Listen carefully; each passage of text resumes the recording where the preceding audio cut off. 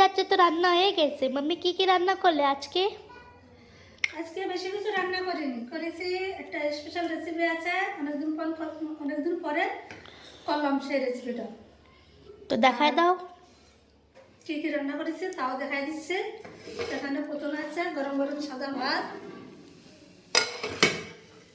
তারপর আছে সালাদ, টমেটো, শসা, পেঁয়াজ, লেবু কেটে রাখা হয়েছে। তারপর আছে মেটে আলুর সবজি, পাতলা করে একটা তরকারি করা হয়েছে ওই চিংড়ি মাছ দিয়ে, কাঁচা লঙ্কা দিয়ে। তারপর আছে এখানে কালকের সবজি ছিল একটু পনিরের সবজি, তাই আর যে স্পেশাল রেসিপি এই যে হাঁসের মাংস। অনেকদিন পরে করা হলো, আজকে এইভাবে খাওয়া দাওয়া দুপুরবেলায়। আজকের মেনু এইগুলোই, বসে পড়ো, এই যে খাওয়া দাওয়া।